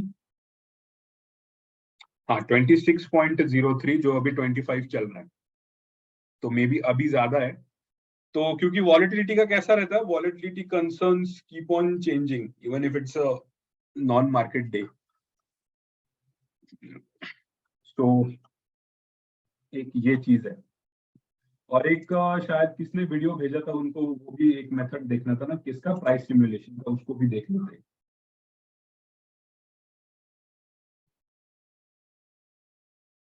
तो मॉन्टे कार्लो सिमुलेशन करके एक चीज है जिसको आप कर सकते हो। एक काम करते हैं, नई शीट से अच्छा इसी पे बना लेते हैं।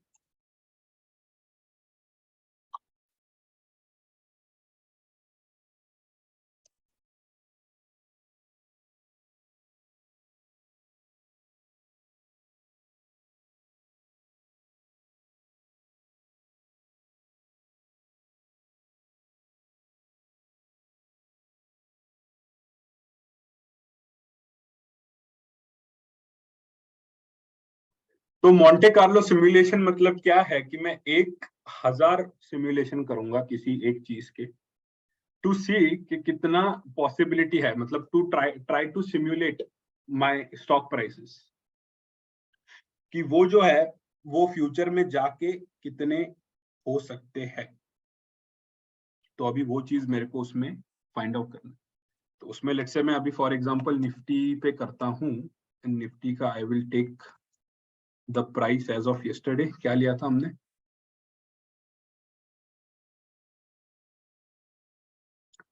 17,604.35 था, और इसका कितना था 17,687। चलो 17,687.15 लेते, 17,687, this is the price of my Nifty. अभी यहाँ पे मुझे एक वॉलेटिलिटी चाहिए जो कि जिसको मैं एनुअल वॉलेटिलिटी बोल सकता हूँ, जिसको बाद में मैं डेली बेसिस के वॉलेटिलिटी पे कन्वर्ट भी करूंगा। तो लेट्स से एक एनुअल वॉलेटिलिटी का रफ अमाउंट कंसिडर कर देते हैं। Let's make an assumption for that. So my annual volatility is, let's say,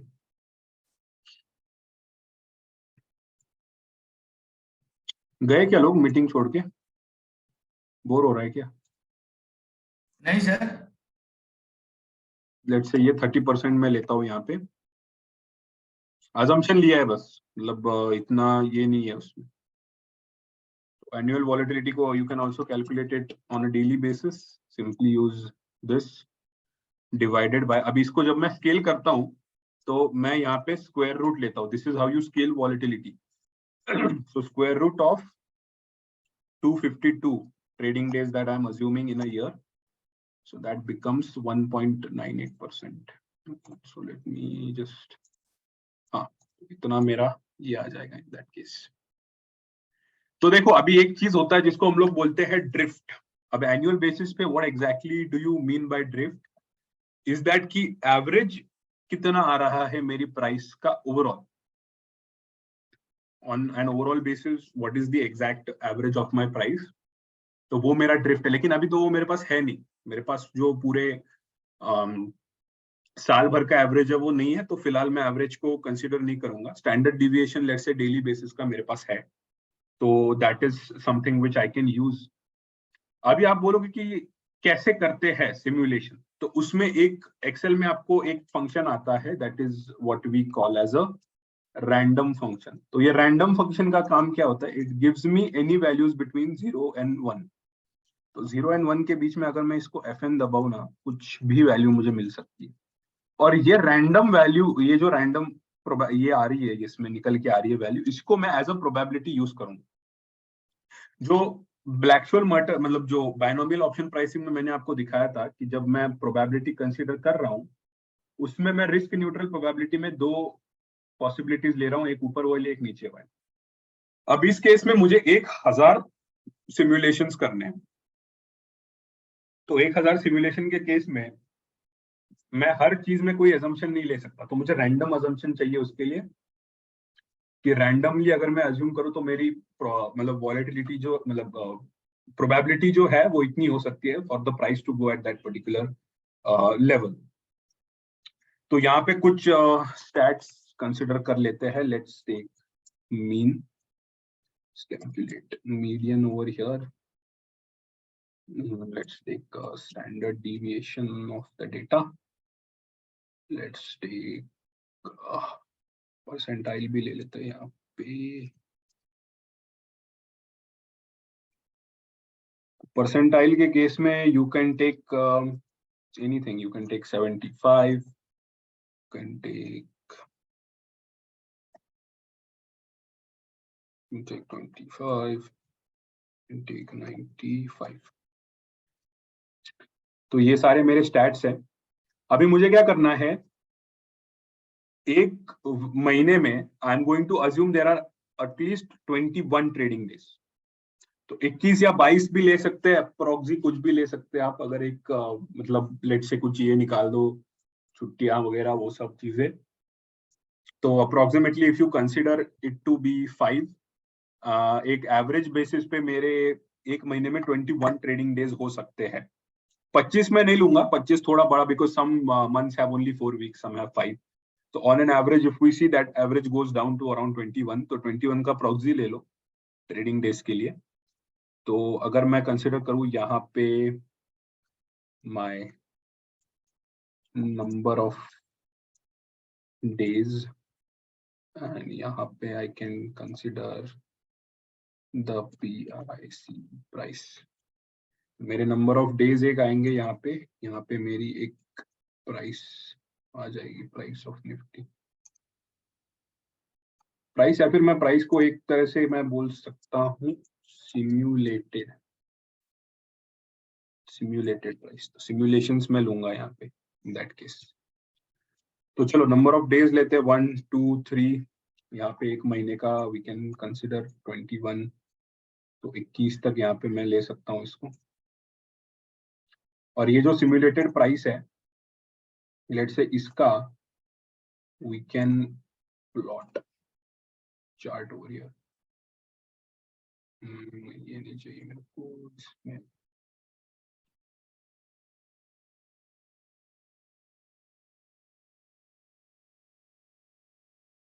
अच्छा चलो पहले कर लेते देन वी डू इट. तो अभी सिम्युलेटेड प्राइस क्या है मेरी? तो सिम्युलेटेड प्राइस ये है कि जो मेरी आज की प्राइस थी ये वाली, इसको मैं एक रिटर्न कैलकुलेट करूंगा अभी यहाँ पे. तो रिटर्न एग्जैक्टली क्या है? तो अभी मेरे पास कल का रिटर्न नहीं है, मतलब कल की प्राइस मेरे पास नहीं है, तो मैं नहीं जानता कि कल मेरा स्टॉक कितना % का मुझे रिटर्न देगा. तो उस रिटर्न को मुझे सिमुलेट करना है. तो उस रिटर्न को मैं कैसे सिमुलेट करूंगा? तो उसमें ब्राउनियन मोशन वाला पार्ट अंदर आ जाता है, जो उस दिन मुझे इसने वीडियो भेजा था अनजान ने, तो उसमें दिया हुआ था कि जो लॉग नॉर्मली डिस्ट्रीब्यूटेड रिटर्न्स है आपके, उसमें how exactly you can calculate n number of returns for your particular security. तो अभी वो मेरे पास रिटर्न का एक पर्टिकुलर नंबर नहीं है कि निफ्टी का लेट्स से एवरेज रिटर्न कितना है, या फिर लेट्स से निफ्टी का एक पर्टिकुलर मीन प्राइस कितना है. तो सिंपली मैं क्या करूंगा उस केस में, मैं यहाँ पे ले लूंगा एक प्रॉक्सी. तो प्रॉक्सी में पहले तो मैं नॉर्म ये इसको ले लेता हूँ, और मैं इनवर्स टैब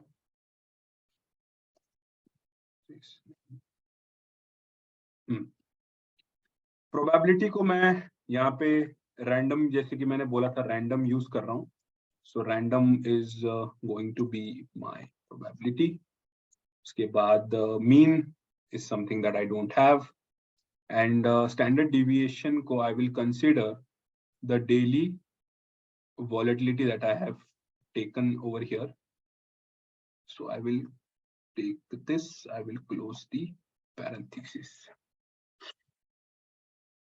Volatility को मुझे कांस्टेंट रखना है, तो मैं इसको यहाँ पे जो है इस सेल को लॉक कर देता हूँ. ये पता है ना फ्रीज कैसे करते हैं सेल वगैरह. एक पैरेंथेसिस नहीं दिया था. तो देखो this is my simulated price for tomorrow. तो ये मेरा कल का जो है प्राइस आ गया यहाँ पे. So this is something that I can expect in one particular coming day. अभी मुझे क्या करना है? अभी मुझे सेकेंड डे का करना है. तो सेकेंड डे के केस में मैं सिंपली जो है इस फॉर्मूला को यहाँ पे नीचे ड्रैग कर सकता हूँ, बट इसमें अभी एक चेंज आएगा. वो ये आएगा कि जो उसके अगले दिन का प्राइस होगा उसमें जो इनिशियल इनपुट लेना है वो उसके पहले के दिन की प्राइस का लेना है। तो simply I will remove this, I will take this 4 and then I will again press enter. अभी इसको अगर मैं ड्रैग डाउन कर दूं यहां तक, so I will get the prices. तो F9 अगर मैं दबाता हूं तो यू कैन सी मुझे इसमें ढेर सारे सिमुलेशंस ऐसे मिल जाते हैं। Simply I can use it. Double digit तक इसको रखते हैं। Let's make this a currency.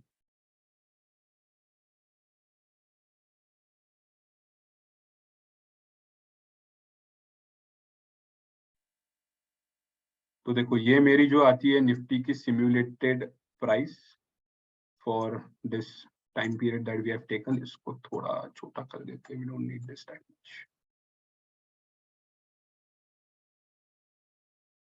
So based on the current volatility assumption that we have taken, we can expect the price to move in a similar manner based on what we are seeing over here. तो यहाँ पे this can constantly keep on changing with respect to our change in assumptions and all that. अगर मैं volatility को अभी फिर से अलग assume कर दूं तो ये फिर से change हो जाएगा।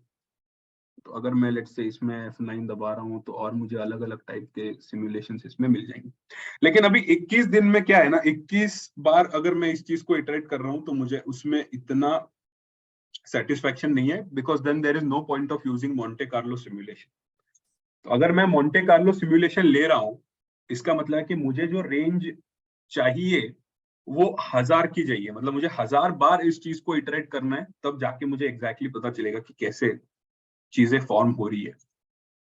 So based on that, what exactly I will do is I will take here 1, 2, 3 ऐसे 1000 सिमुलेशंस मेरे को अभी इसमें करने।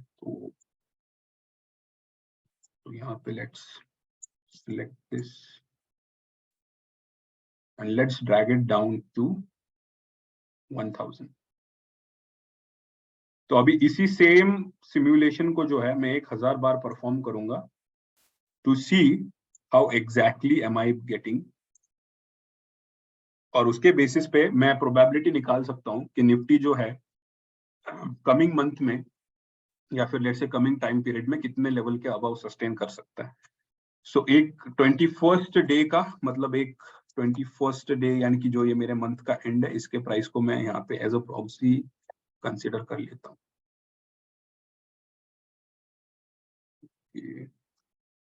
क्या okay, so now I have this and based on this मुझे क्या करना है, मुझे पूरे 1000 सिमुलेशन अभी चाहिए। अभी इसको मैं अगर फिर से ये सब प्रोसेस करते बैठूंगा उससे सिंपल है कि एक्सेल मुझे एक फंक्शन देता है that is called as a data table.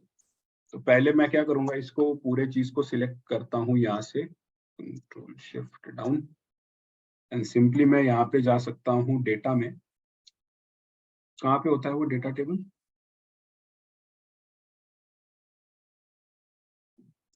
Data table आप लोग ने यूज किया है क्या कभी? सर आप बोलने के बाद में इंस्टॉल तो क्या इधर ही है ना, ये डेटा एनालिसिस, ये वाला लास्ट में? नहीं ये नहीं है एक्चुअली। डेटा एनालिसिस देखो, डेटा एनालिसिस अलग होता है। डेटा एनालिसिस में आप जो है एनालिसिस करते हो, मतलब रिग्रेशन वगैरह, चलो यहाँ पे डाल देते हैं सीधा दिया है। हाँ चलो ये देखो डेटा टेबल मिल गया। तो डेटा टेबल पे मैं क्लिक करूंगा। अभी मेरे पास यहाँ पे दो ऑप्शन मिलते हैं, एक मिलता है रो इनपुट सेल और एक मुझे मिलता है कॉलम इनपुट सेल। अभी इनपुट जो मेरे को देना है वो कुछ भी रैंडम इनपुट देना है, मतलब मैं कुछ भी रैंडम दे दूंगा क्योंकि मैंने ऑलरेडी टेबल सिलेक्ट कर लिया है। तो डेटा टेबल एक्सेल इतना होशियार है कि उसको पता है कि किस टेबल पे मुझे क्या कैसा सिमुलेशन चाहिए। तो इनपुट सेल में मैं कुछ भी डाल सकता हूँ यहाँ पे, डजंट मैटर। लेट्स सी, इसको इनपुट दे देता हूँ मैं यहाँ पे एंड इसको simply I will click okay and then I get this prices. तो यहाँ पे 1000 सिमुलेशंस में मेरे को निफ्टी के प्राइसेस मिले हैं and these are the 1000 simulations that I can use for getting a proxy out of that. तो अभी इन 1000 सिमुलेशंस का मैं स्टैट्स सिंपली कैलकुलेट कर सकता हूँ। I can calculate the average price. Average में यू कैन सिंपली, वैसे मोस्टली परसेंटाइल से हमको हेल्प होता है, but you can also use this. तो यहाँ पे average, तो my average for Nifty currently देखो, तो मेरा जो average है, अगर मेरा डेटा skewed नहीं है, let's say अगर prices एक पॉइंट पे ज्यादा concentrated नहीं है, तो मेरा average price should come near to my current price of Nifty. तो एक बार मैं इसको फिर से रिफ्रेश करके देखता हूँ, लेट्स सी। देखो अभी और डिफरेंस कम है, so this means my data is not that much skewed. मेरी एवरेज प्राइस और ये प्राइस जो है, these are coming out to be somewhat similar right now. और वैसे भी ये 87 पॉइंट समथिंग था, so that means these are even more closer to each other. अभी मीडियन मेरे को चाहिए। मीडियन मतलब क्या होता है? 50 percentile of my data. Percentile वाला फॉर्मूला डाल लो, नहीं तो सीधे मीडियन डाल सकते हो यहाँ पे। And again you have to select the same amount of data over here. तो median of your price is 585. Again मैं अगर इसको एक बार रिफ्रेश कर दूं तो I can get a better progress. हाँ देखो, मीडियन से जो है मेरा मीन और मीडियन सेम नहीं है। इसका मतलब है कि जो मेरा डेटा है पूरा, that is not perfectly normally distributed. मतलब मैं नहीं बोल सकता कि डेटा कुछ ऐसे है। तो डेटा जो है ना, एग्जैक्टली जो है ऐसे नहीं है, ठीक है। इस अगर मेरा डेटा ऐसे होता तो मेरा mean and median would have been very much similar to each other. But now my median, जो मेरा डेटा का मिड पॉइंट है, that is less than my mean. तो दैट मींस मेरा जो मीडियन है, that is coming out to be less than my mean. इसका मतलब है कि मेरा डेटा थोड़ा सा जो है ना, राइट साइड में स्क्यूड है, मतलब थोड़ा सा पॉजिटिवली स्क्यूड है, लाइक दिस, ऐसे। My data is somewhat like this, थोड़ा सा इस साइड में आ गया है। And this is my median, that is the mid point of my data, like this over here, and this is going to be my mean over here. तो mean मेरा ये यहाँ पे, मेरा जो मीडियन है that is at somewhere over here. तो you can C data जो है थोड़ा बहुत स्क्यूड है निफ्टी का एट दिस। मतलब 1000 सिमुलेशन में हम लोग ऐसे देखते हैं कि देयर इज हाई चांसेस कि हमको पॉजिटिव वैल्यूज मिल जाए, and also there are mostly जो डेटा है that is less than the median. Nifty जो है मोस्टली मीडियन लेवल से अपने नीचे रहता है, यानी कि 17500 के लेवल से 50 परसेंटाइल ऑफ द डेटा में वो नीचे है।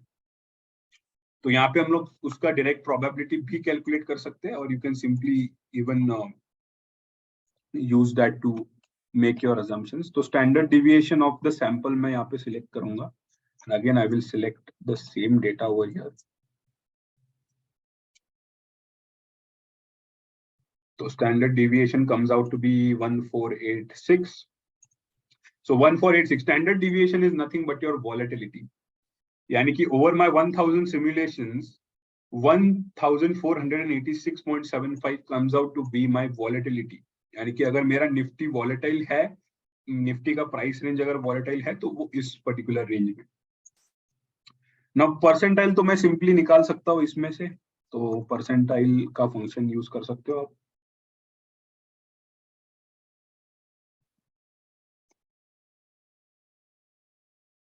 तो परसेंटाइल EXC करो, यहाँ पे सिलेक्ट, एरे ले लो, यहाँ का ये पर्टिकुलर एरे है आपका, टेक दिस, इसमें 75 सिलेक्ट करो यहाँ पे, and then just click enter. तो your 75 percentile data is ranged in this. तो यहाँ पे मैं सिंपली इसको अगर लॉक कर दूं कॉलम को,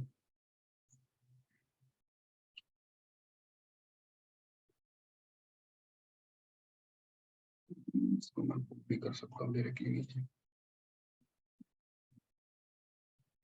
तो देखो 75 परसेंटाइल, 25 परसेंटाइल एंड 95। इसको अगर आप चाहो तो इसमें एक और ले सकते हो, आप इसमें 5 भी कंसिडर कर सकते हो। इफ यू वांट 5% लोगे तो और भी, मतलब बॉटम मोस्ट 5% की एक कैपिंग मिल जाएगी आपको। अब हमने 1000 सिमुलेशंस लिए अभी यहाँ पे, तो 1000 का अगर 5% कंसिडर करें तो 50।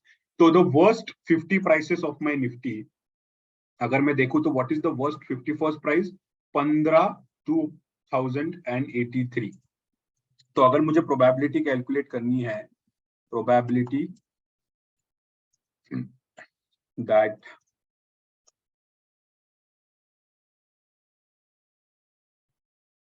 that Nifty will remain above, कितने का करना है, 17,500 का कर लेते हैं यहाँ पे, 17500. So probability that Nifty will remain above. So यहाँ पे simply एक count if function लगा सकते हो हम. तो count if में ये ले range ले लो आप, simply ये range है यहाँ तक, and criteria is if it is greater than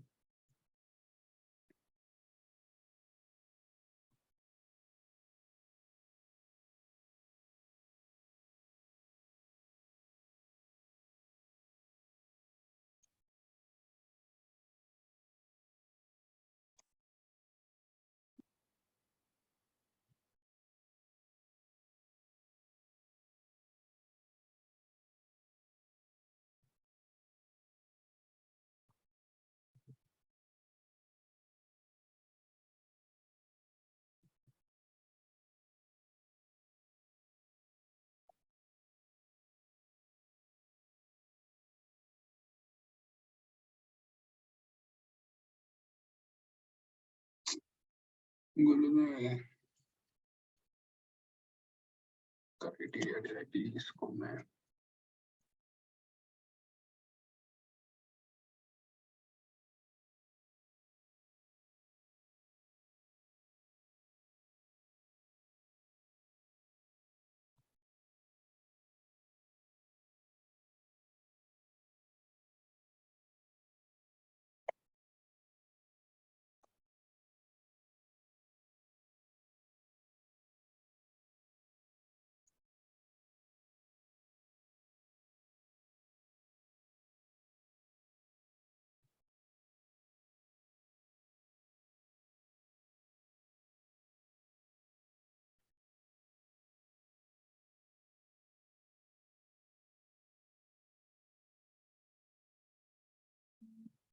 तो टोटल 560 केसेस में आउट ऑफ कंप्लीट 1000, तो 1000 जो मैंने सिमुलेशंस यहाँ पे लिए हैं उसमें से टोटल 560, अगर मैं इसको फिर से रिफ्रेश भी कर देता हूँ तो अगर आप देखोगे तो 500 से ऊपर ही मेरा आ रहा है, मतलब more than 50% chances are there that my Nifty is going to sustain below 17500. तो ये 1700 के ऊपर का है, यहाँ पे आप और भी उसमें प्रोबेबिलिटीज ले सकते हो. So if you take Nifty, let's say क्या चांसेस है 18,000 तक जाने के, तो 18,000 तक जाने के, लेट्स से 18,000 के ऊपर जाने के चांसेस देखते हैं. So you can take it like this, simply again you can use count if, यहाँ पे रेंज को अगेन सिमिलर स्पेसिफाई करो, control shift down, criteria should be greater than 18,000. नहीं आएगा ये, देखो ये कमी आएगा प्रोबेबिलिटी, रादर देन उससे कमी आएगा. तो देखो 400 केसेस है, मतलब स्टिल 400, मतलब out of 1000, that means you can say that in 40% cases there are good chances that Nifty will sustain above 18,000. मतलब 400 सिमुलेशन में still probability is very low, क्योंकि हमने मोंटे कार्लो यूज किया है. अगर आप इसको और भी ज्यादा सिमुलेट करते हो नीचे तक, then you can maybe get even better approximations. तो अगर मैं इसको 1000 की जगह पे इसके 10,000 इटरेशंस या 5,000 6,000 इटरेशंस करता हूँ, so I can even get better chances maybe of that particular thing happening. So basically this is how you can use it. You can see that around that particular range only it is going 400 300, मतलब 40% का average आप ले सकते हो इसका. And ऊपर वाले का average you can take it around 50% cases, 50% cases में, and this you can consider in around 40% cases. तो यानी कि 50% प्रोबेबिलिटी है that Nifty will remain above 17,500 and 40% probability है that Nifty will go above. अगर प्रोबेबिलिटी को भी लेना है डायरेक्टली तो simply you can use this divided by the number of iterations that we have. Similarly, you can use it here, this divided by 1000, sorry not 100, 1000. तो अगर इसको और इसको मैं परसेंटेज में कर दूं, so 57. 47.242. So simply you can use it like this. देखो 50 और 40 के अराउंड ही आता है, doesn't go beyond that. So this is how you can use it. Don't completely rely on this. इस पे मैं नहीं बोलूंगा कि पूरा भरोसा रख के इस चीज को you have to follow blindly, but still you can use it to, you know, somewhat make things better in order to make your simulation game and prediction game even stronger. Little bit, 10%, not that much helpful. तो जैसे उस दिन का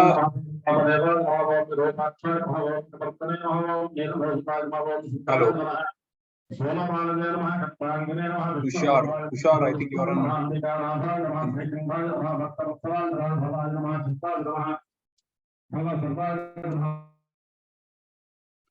Yes. तो इसमें समझ में आया? कुछ डाउट है किसी को? No sir, thank you. इसमें रिटर्न्स भी कर सकते हैं, इसमें वॉलेटिलिटी का नेक्स्ट सेशन में देखते हैं, गार यूज करके वॉलेटिलिटी को भी कैसे सिमुलेट कर सकते हैं, मतलब प्रेडिक्शन कैसे कर सकते हैं आगे जाके कितना आएगा उसका प्रेडिक्शन अगर यहाँ पे यूज किया तो you will even get more better approximations. पर आपने जो उस दिन वीडियो भेजा था that is this only. Thank you. किसी को कोई डाउट नहीं है?